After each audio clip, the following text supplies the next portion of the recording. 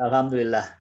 Selanjutnya kita persilahkan Ustadz kita yang tercinta, Ustadz Rizal, untuk memberikan pencerahan atas surat As-Samsi tersebut. Silakan Pak Ustadz. Syukran Pak Heru.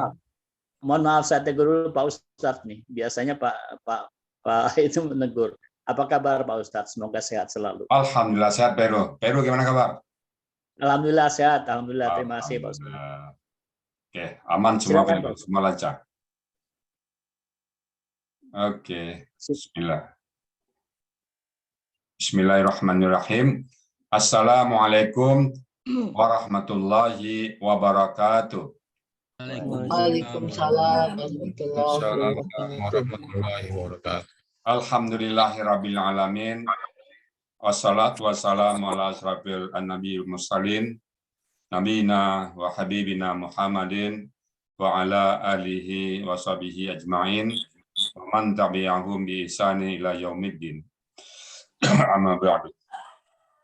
Qala Allah Ta'ala fil Qur'anil Karim, a'udzu billahi minasyaitonir rajim. Bismillahirrahmanirrahim. Walaqad yassarnal Qur'ana lizikri fahal min mudzakir. Kalau Nabi sallallahu alaihi wasallam khairukum man ta'allamal Qur'an wa 'allamahu. Sadaqallahul azim wa sadaqa nabiyul karim wa nahnu ala zalika minasyahidin wa syakirin walhamdulillahi rabbil alamin. Pertama-tama dan utama sekali, selalu kita memanjatkan puji dan syukur pada Allah Subhanahu wa taala, yang mana pada kesempatan yang berbahagia ini kita masih banyak diberikan rahmat, nikmat dan anugerah dari Allah, terutama nikmat yang terbesar dalam hidup kita adalah nikmat Islam. Hanya Islamlah satu-satunya agama yang diterima di sisi Allah, agama yang diridainya. Dan alhamdulillah Allah berikan kepada kita semuanya itu. Artinya Allah sudah ridha kepada kita. Lalu Allah berikan kita nikmat iman. Sehingga dengan nikmat iman ini kita gampang untuk melaksanakan perintah-perintahnya, untuk mentaatinya dan menjauhi semua larang-larangannya.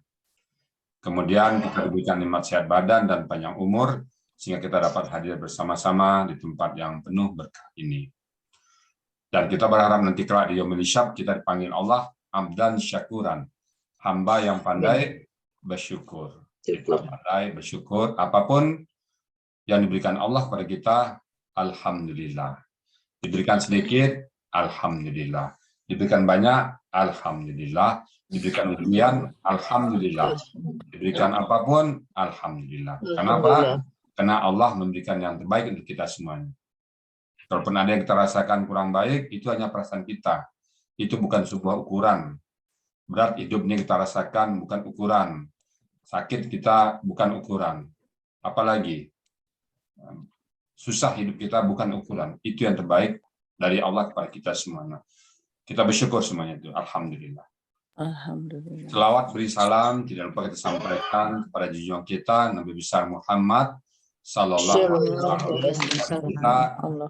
Beliau adalah panutan, role model yang mengatakan kepada kita semuanya bagaimana menjadi seorang suami yang baik, bagaimana menjadi seorang anggota rumah tangga yang baik, bagaimana menjadi anggota masyarakat, bagaimana menjadi pedagang yang baik, guru yang baik, pemimpin yang baik, dan semuanya. Beliau sudah memperagakan. Tinggal kita... Tidak beli makanan. Bapak Ibu sekalian, admin mohon di admin ya. Baik Bapak Ibu sekalian, kita masuk pagi ini Asyam. Terakhir kemarin kita sampai pada ayat 8. Fahal hamaha fujuraha wa taqwaha. Maka Allah lah yang mengilhamkan kepada kita untuk taat. Dan Allah juga yang mengilhamkan kepada untuk kita berbuat jahat. Tetapi di sini karena kita memilih. Ini Allah memberikan jalan, dua jalan. Jalan baik, jalan buruk. Ke kanan, ke kiri. Ini ke surga, ini ke neraka. Allah sudah berikan. Nah, maksud di sini supaya kita jangan mengatakan Allah ini kok memberikan saya seperti ini. Enggak ya. Sama dengan bapak-bapak ibu-ibu yang gampang dipahami di kantor. Bagi bapak-bapak ibu-ibu yang kerja di kantor, yang punya buah, bapak-bapak, ibu-ibu, ketentuannya barang siapa yang terlambat dihukum begini. Barang siapa yang melakukan kesalahan ini hukumannya. Barang siapa yang berbuat baik, punya kinerja yang baik, ini apanya, rewardnya. Reward and punishment. Reward and punishment itu perlu untuk sebuah keselangsungan hidup. Kalau orang tidak punya reward, orang nggak semangat. Tapi kalau nggak punya punishment juga nggak tegak aturan. Ya, yang menghukum siapa? Ya owner, yang punya perusahaan itu, ataupun yang orang yang paling tinggi jabatan di situ. Dia yang menghukum. Tidak boleh sembarang orang menghukum. Nanti kalau pegawai sanu salah, orang lain menghukum, nah itu kacau juga kantor. Jadi yang menghukum adalah si owner atau orang yang tertinggi di situ. Salah-salah apapun karyawan yang lain, maka yang menghukum adalah si owner, si pemilik atau yang tertinggi. Nggak boleh sembarang orang. Nah, itu juga Allah. Allah katakan, Allah memberikan hidayah, Allah memberikan untuk orang berbuat maksiat. Tetapi yang menentukan ini adalah manusia itu sendiri, our choice, pilihan kita. Pagi ini kita ngaji, kita milih untuk diberikan hidayah oleh Allah. Itu maksudnya ya. Nanti kadang-kadang tetangga kita seberang sana, oh berarti Tuhan kamu jahat dong, menyesatkan umatnya, bukan ya. Itu pilihan kita. Teman legalisasinya dari Allah, tapi tetap kita yang menentukan. Nah, kemudian qad aflaha man dakka, maka sungguh sangat beruntung. Qad itu sungguh, walaqad ya, dan sungguh-sungguh. Nah, qad itu sungguh-sungguh, dan sungguh-sungguh aflaha beruntung. Falaha itu sebenarnya artinya bertani. Kalau aflaha turun bertani itu apa? Panen. Maka sebenarnya panenlah orang-orang yang mensucikan dirinya. Panen itu apa? Panen pahala. Kalau panen kan terus menerus. Ada buah yang panennya nggak pernah putus-putus, apa itu? Ada, kalau saya di Medan tuh duren nggak pernah putus itu. Itu panen terus, aflaha terus itu. Nah, jadi ada beberapa buah yang nggak pernah putus panennya. Nah, jadi aflaha itu panen yang pernah putus. Maka panen besarlah orang-orang yang mensucikan dirinya. Panen pahala. Nah, kita terjemahkan beruntung. Beruntunglah orang-orang yang mensucikan dirinya. Waqad khaba man dassaha. Maka sungguh khaba itu artinya merugi, sia-sia. Maka sia-sialah orang yang dirinya ini.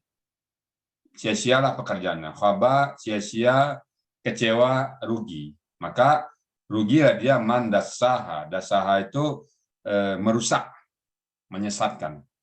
Nah, jadi merugilah orang-orang yang menyesatkan dirinya. Cemplung dalam perbuatan maksiat, rugi dia. Mengotori jiwanya, rugi dia. Jadi ada dua kategori sini. Satu Allah katakan yang memberikan hidayah, satu lagi memberikan kejahatan. Satu lagi orang yang mensucikan diri, kaitan dekat itu. Berarti yang mensucikan dirinya dari kita sendiri. Dan yang kedua, orang yang mengotori jiwanya. Ada dua pilihan ya. Yang mensucikan dirinya nanti ujungnya surga, yang mengotori dirinya ujungnya neraka. Nah, dari ungkapan juga dari ayat sebelumnya kan ada tuh. Nah, kalau yang mensucikan dirinya pasti akan berujung dengan fadkhuli fi ibadi wadkhuli jannati. Kalau yang mengotori ujungnya apa? Ya laitani kuntu turaba. Penyesalan panjang. Jadi mudah-mudahan Bapak Ibu semuanya ada dua pilihan ini. Dua pilihan. Nah, pilihlah jalan yang baik.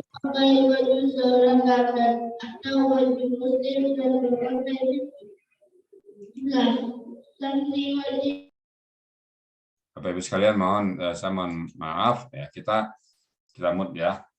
Jadi ada dua pilihan, beruntung orang yang mensucikan diri dan rugi orang yang mengotor jiwanya. Bagaimana cara mensucikan diri? Ada nanti di ayat berikutnya. Bagaimana mengotor diri? Perbuatan apa yang mengotor diri? Ada lagi nanti. Jadi yang mensucikan diri adalah perintah-perintah Allah. Semua perintah Allah itu tujuannya mensucikan diri. Apa itu perintah Allah? Salat, puasa, zakat, pergi haji, baca Quran, beramal soleh, bersilaturahim, itu mensucikan diri semuanya. Yang kotor apa? Larangan Allah, maksiat, berjudi, berzina, minum khamar. Nah, itu hasad, hasud, dengki, itu mengotori jiwa semua. Nah, itu jauhkan. Nah, jadi waqad akhaba man dassaha. Nah, itu dua pilihan kita. Kemudian ada satu peristiwa lagi setelah di ayat Asy-Syamsu ini. Saya mikir tadi kenapa kok masuk peristiwa ini ya. Kadzabat samudu bitagwaha. Kadzabat telah mendustakan. Kadzabat itu nanti Bapak-bapak sudah belajar, bentuknya adalah kata kerja lampau pelakunya hiya. Kalau kita belajar nanti 4 poin. Setiap kata kerja kita harus bisa memahami 4 poin. Sebelum kita paham 4 poin, kita belum bisa menerjemahkan dengan pas. Nah, kadzabat, siapa kadzabat? Bentuknya KKR, kata kerja lampau. Kenapa KKR? Karena ada ta sukun di situ. Lalu pelakunya siapa? Pelakunya hiya. Kenapa? Ta sukun juga tandanya pelaku hiya. Akar katanya apa? Kadzaba. Kita buka kamus. Kadzaba artinya berdusta. Nah, apa polanya? Polanya fa'ala. Apa artinya? Mendustakan. Jadi dia telah mendustakan Samudu. Oh, pelaku hiya ini Samud, kaum Samud. Kenapa? Samudu berbaris domah. Maka kaum Samud mendustakan. Mendustakan apa? Kebaikan dan keburukan tadi. Dia pilih yang buruk. Kenapa dia bitagwaha? Dia melampaui batas pada dirinya. Jadi kalau orang mendustakan agama, itu termasuk dia orang-orang yang melampaui batas. Misalnya orang baca ayat, mendustakan itu membantah kebenaran. Nah, itulah mendustakan. Jadi mendustakan itu membantah kebenaran. Yang benar disalahkan dan yang salah dibenarkan. Itu namanya kadzdzaba. Jadi kaum Samud mendustakan. Nah, mendustakan apa yang didustakannya? Izin ba'atsa asqaha. Izin itu in ba'atsa. Nah, izin ingatlah ketika imba'asa. Imba'asa itu kalau kita analisa lagi, kata kerja lampau, pelakunya siapa? Huwa, karena dia belum teman. Kata-katanya apa? Ba'asa. Polanya apa? Infa'ala. Nah, infa'ala polanya. Karena ada tambahan huruf nun. Ba'asa itu bangkit, kalau in ba'asa bangkit dengan segera. Ingat ketika bangkit dengan segera, asqaha, orang yang paling celaka. Taqa itu celaka. Nah, jadi asqaha paling celaka diantaranya. Nah, jadi bangun orang yang paling celaka diantara itu. Nah, dalam tafsir saya baca orang yang paling celaka itu bernama Qadar bin Salif. Nah, ini cerita pada saat Nabi Saleh, untanya ya. Unta Nabi Saleh ceritanya nanti. Jadi dilarang Nabi Saleh mengatakan jangan bunuh unta ini, dia bangun bunuh unta nanti. Jadi izin ba'asa asqaha yang bernama Qadar bin Saleh yang menyuruh memprovokasi agar dibunuh untanya tadi. Nah, kemudian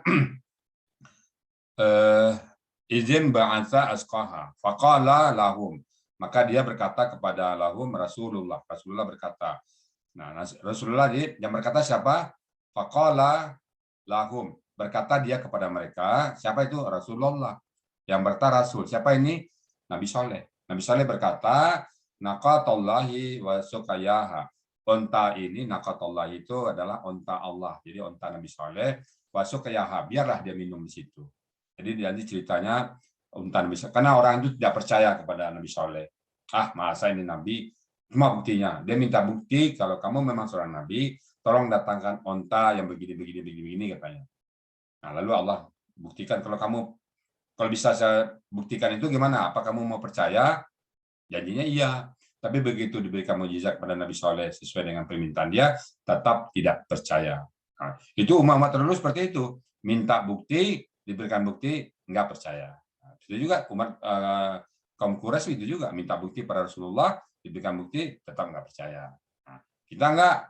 Kita jauh dari Nabi, tidak pernah melihat Nabi, tidak pernah mendengar sahabat-sahabat, tetapi jauh tempat kita. Waktunya jauh, tempatnya jauh, tetapi kita beriman. Nah, itulah kelebihan kita. Orang ini melihat Nabi sendiri, nggak percaya, sudah dibuktikan, masih nggak percaya, masih ngeyel.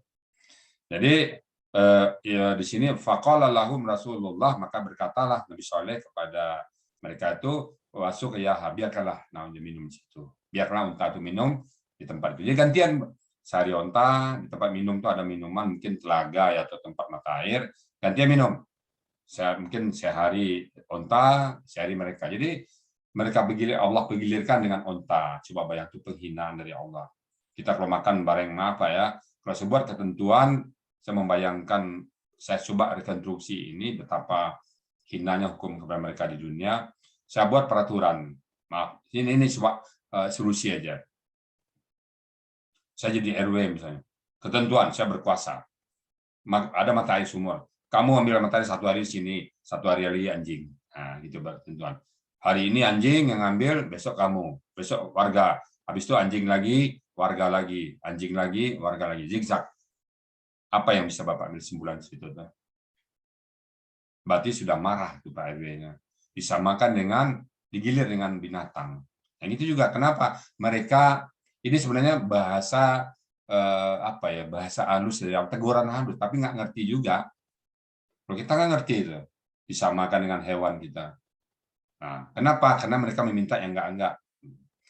Jadi faqala lahum Rasulullah naqatallahi wa suqyaha. Nah, dia diberikan giliran oleh Allah minum bersama onta. Di onta di situ ya. Nah, kemudian faqad zabuhu, maka dia mendustakan, mereka mendustakannya. Peraturan ini dibantah. Dibantah faqad zabuhu fa'aqaruha, dan dia menyembelihnya, menyembelih onta tadi. Sembelihnya. Diperah susunya disembelih. Artinya mereka melanggar perintah Allah. Melanggar. Jadi mereka sudah minta ini, dikasih ini, melanggar dia. Maka kata Allah, habis fadam dama alaihim rabbuhum. Fadam dama, ingat itu fadam dama, pelakunya huwa, bentuknya KKL, pelakunya huwa, akar kata dam dama, polanya fa'lala. Inilah yang berpola fa'lala itu, yang 4 huruf itu. Fadam dama alaihim, maka dia membinasakan mereka. Rabbuhum. Siapa itu Rabbu pelakunya tadi? Rabbuhum. Kenapa? Rabbuhum berbaris doma. Akan diartikan maka Tuhan mereka membinasakan mereka. Bizambihim, karena dosa-dosa mereka. Jadi karena dosa tadi, apa dosa mereka? Menyembah berhala, nggak patuh kepada Rasulnya, apapun yang diturunkan oleh Rasul dibantahnya, dibudustakannya. Kemudian mereka melakukan maksiat, membunuh onta yang dijadikan bukti mujizat tadi. Fadam dama alaihim rabbuhum bizambihim fasawaha, dan diratakan semuanya. Artinya siapa diratakan ini? Bisa jadi mati semuanya, atau yang semua salah. Yang salah kena semuanya. Nah, jadi yang apakah yang benar? Nah, kita nggak tahu. Tapi yang satu rata dukung semua, nggak ada yang nggak. Yang nonton kena, yang ini kena, simpatisan kena, semua kena. Sama juga dengan hukuman kepada Bani Israel yang menjadi kera itu. Yang menjadi kera itu kan dilarang berusaha hari Sabtu.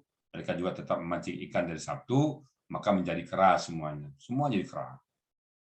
Nah, jadi hukuman itu berlaku di satu tempat. Kalau kita diam saja terhadap kemungkaran, Allah juga hukum kita semuanya. Jadi kalau ada maksiat di tempat kita, tetangga kita menjudi, kita diam saja, jadi setan bisu, atau tetangga kita sebelahnya berbuat maksiat berzina, kita diam saja, maka kita bisa jadi hukuman oleh Allah diratakan. Karena kita diam saja. Fadam nama alaihim rabbuhum bizambihim fasawaha. Rata semua hukuman itu pada Allah, pada orang-orang yang terlibat di situ. Kemudian wala yakhafu uqabaha, dan dia tidak takut atas akibat. Ya Allah nggak ditanya. Uqabaha itu akabah. Jadi akibat ya. Akibat itu ternyata saya lihat nanti pikir-pikir akibat ternyata bahasa Al-Quran juga. Jadi saya coba nelusuri Al-Quran itu kan banyak sekali kata-kata Al-Quran yang kita ambil, yang kita nggak sadar, yang kita bilang nggak bisa Indonesia. Akibat akabah. Akabah itu uqabaha, akibat efeknya. Wala yakhafu uqabaha, dan dia tidak takut atas efek atau akibat dari dia menghukum kaum Samud tadi, nggak takut. Uqabaha, akibatnya. Oh, saya merenung akibatnya masa baru tahu tadi baru saya tahu nih akibatnya bahasa Quran juga rupanya. Jadi banyak sekali bahasa Quran yang kita ambil, izin, kursi, surat, ilmu, akibat, banyak lagi. Nanti saya coba menginventarisasi, hisab, yakin, rezeki, itu bahasa Quran semua. Bagaimana kita mengatakan, oh kalau kamu orang Arab nggak usah ini ya. Coba buang bahasa Arab dari Quran. Buang bahasa Arab dari Indonesia. Jangan tinggal 10% bahasa kita lagi. Jadi wala yakhafu uqbaha. Allah tidak takut akibatnya dan tidak ada yang bertanya. Dalam ayat lain Allah tidak ditanya, yang ditanya itu kita. Kenapa begini, kenapa begitu, kita yang ditanya. Nah, di ayat ada nanti waktu selalu surah Al-Haqqah Takasur ada itu sumalatus alunna yauma izin anin. Kita yang ditanya. Kemudian cuma latus aluna, dan kemudian kalian ditanya yauma azin anin tentang nikmat-nikmat. Jadi yang ditanya kita, Allah tidak. Jadi Allah tidak takut apapun perbuatannya. Di sini ditegaskan, wala yakhafu uqbaha, dan dia tidak takut, dia tidak akan pernah takut. Yakhafu itu bentuknya kekesan nanti sampai kapanpun Allah akan pernah takut. Kalau kita memang takut ditanya si A, ditanya si B, kita berbuat sesuatu takut ada yang tanya. Kenapa kamu begini? Kita pergi keluar rumah, nabrak orang, ditanya, kenapa nggak pakai SIM? Takut kita ditanya. Kalau Allah mengatakan wala yakhafu uqbah, apapun akibatnya Allah tidak pernah ragu dan tidak pernah takut. Kembali ke kita. Apakah Allah zalim? Tidak. Allah tidak menjalimi sama sekali. Apakah Allah diktator? Enggak. Allah sudah serahkan kepada kita. Ini hanya berlaku untuk orang-orang yang tughyaha, melampaui batas. Mereka melampaui batas. Melampaui batas apa? Yang dilarang oleh Allah, mereka kerjakan. Yang disuruh oleh Allah, tidak mereka laksanakan. Melampaui batas. Kalau kita kan di rumah buat ketentuan misalnya anak jam 6 sore pulang, ternyata anak pulang jam 1. Wah, ini lewat batas. Kalau jam sampai jam 7, jam 8 sampai habis sisa, masih bisa ada batas toleransi. Tapi kalau udah jam 1, nanti melewati batas, melewati ambang batas. Nah, mereka itu melampaui batas, di luar batas. Karena mengejek Allah, mengejek Rasulnya, bahkan mau membunuh Rasulnya. Utusan Allah dibunuh. Coba bayangkan. Bapak Ibu, coba bayangkan, rasakan sendiri, Bapak nyuruh orang untuk melaksanakan satu pekerjaan kepada orang lain. Bapak utus utusan kita. Utusan Bapak diledek-ledek orang, bahkan dibunuh. Intinya siapa? Apakah dia marah kepada yang Bapak utus atau ke bapaknya? Kan sama aja menghina kita. Kita urus si A, nggak dilayani oleh si B. Kita urus ini, Bapak yang kerja di kantor atau yang jadi kepala kantor, utus seorang karyawan untuk menemui si A. Nah, si A itu ngejek-ngejek utusan Bapak tadi. Berarti kan sama ngejek Bapak. Nah, itu makanya Allah marah. Bukan ke nabinya, karena dia mengejek Allahnya itu. Maka Allah hukum dia. Banyak hukuman, jadi kepada kaum-kaum yang dihukum, ya, kaum Nabi Nuh yang dihukum oleh Allah, kaum Ad, kaum Samud, kemudian kaum Lut, kemudian Firaun, banyak kaum-kaum yang dihukum, banyak lagi kaum yang dihukum. Nah, kita berharap kepada Allah jangan kita termasuk kaum yang dihukum. Tapi kita juga sadar, jangan-jangan gempa kemarin, jangan-jangan tsunami kemarin, jangan-jangan hujan kemarin, jangan-jangan COVID ini adalah hukuman dari Allah. Kita pantas muhasabah diri kita. Karena hukuman Allah itu macam, ada yang datangkan belalang, ada yang datangkan air darah semuanya, ada yang datangkan hujan batu, ada yang datangkan angin puting beliung, semua bentuk-bentuk hukuman Allah itu hanya Allah yang tahu. Ada hujan batu, Pak, pernah dengar hujan batu? Ada. Angin puting beliung itu orang pun terbang. Saya belum pernah mendengar angin puting beliung menerbangkan orang, ya. Di zaman kaum Samud ini, angin puting beliung dan guntur yang sangat keras sekali, menggelegar. Nah, jadi umat terdahulu begitu marahnya Allah kepada dia sampai Allah menghukum dia, membinasakan semuanya. Insya Allah umat Nabi Muhammad tidak pernah dibinasakan oleh Allah. Tapi mungkin kecil-kecil aja, tinggal kita introspeksi diri. Sepanjang kita masih ada usia, sepanjang kita diberikan umur oleh Allah, tandanya Allah sayang kepada kita, memberikan kesempatan kepada kita untuk taubat. Tidak ada manusia yang tidak salah. Kita salah semuanya.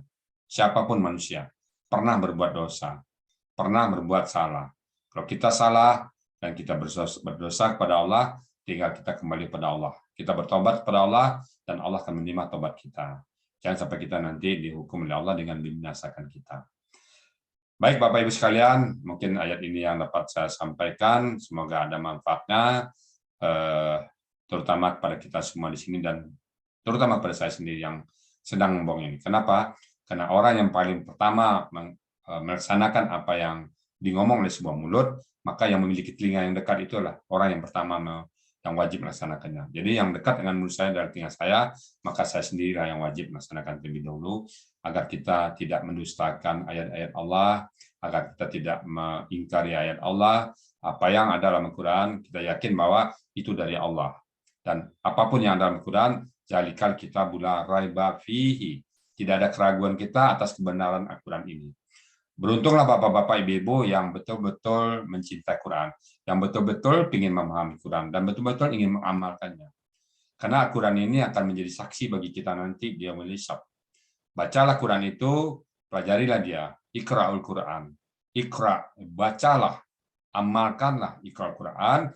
Quran itu sendiri. Fa'innahu, maka sesungguhnya Al-Quran itu, fa'innahu ya'ti, akan datang yaumal kiamah, pada hari kiamat, syafi'an, membantu kita, menolong kita, memberikan syafaat pada kita, li ashabi, kepada sahabat-sahabatnya. Apakah ibu bapak merasa bersahabat dengan Al-Quran? Ya, bapak ibu yang merasakan. Kalau kita bersahabat dengan Quran, kita cinta Quran. Saya bersahabat dengan Bapak Mahmudi. Pak Mahdi datang ke Sentul. Pak Rizal, saya ke Sentul nih. Kalau saya sahabat, di mana Pak Mahdi? Kasih posisi, saya jemput. Itu nama sahabat. Tapi kalau Pak Mahdi datang ke Sentul, Pak Rizal, saya ke Sentul. Ya Pak, saya lagi sibuk. Ya sibuk, saya nggak mau tinggalkan, itu nggak sahabat namanya itu. Teman biasa. Kalau sahabat itu pasti ada sedikit lebih perjuangan. Walaupun saya sibuk, kalau namanya sahabat datang, saya tinggal semua ini. Saya jemput sahabat saya. Itu sahabat. Jadi kita sesibuk apapun dunia, untuk Quran kita luangkan waktu. Jangan nanti sampai alasan, Pak, saya nggak bisa pagi, sibuk. Kalau sore gimana? Apa lagi? Nggak bisa juga. Oh, makin sibuk. Malam gimana? Capek, nggak bisa juga. Nah, berarti nggak ada waktu untuk sahabat, untuk Al-Quran. Nggak sahabat namanya. Karena dia hanya memberikan pertolongan kepada sahabat-sahabatnya. Kalau kita tidak merasa dekat dengan Quran, tidak bersahabat dengan Quran, nggak mungkin Al-Quran menolong kita. Karena dia apa?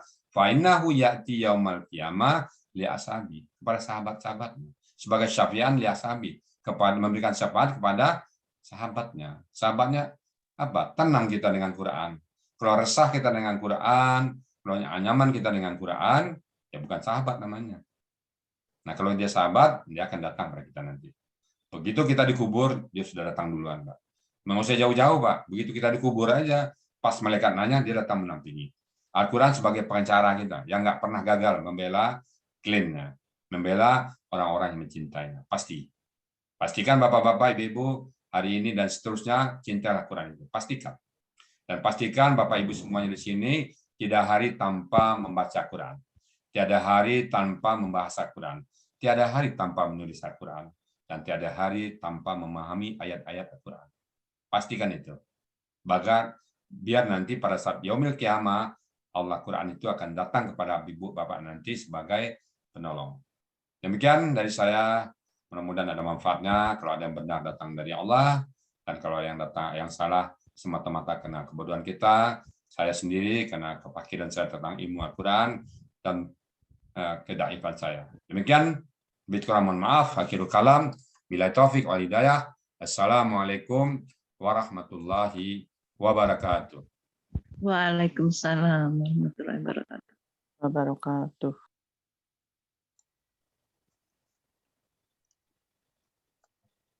Silakan Pak Heru.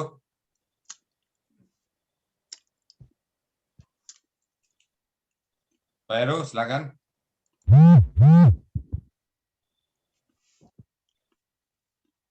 Jemut, Yud.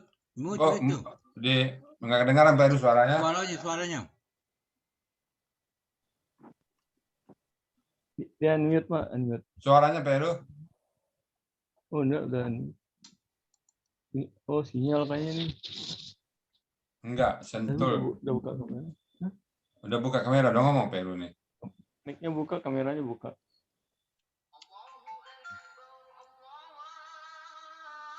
Pak Heru. Pak Heru udah ngomong ini sebenarnya. Udah ngomong, Iya. suaranya ada. Sudah. Oke, saya tutup sebentar dulu ya.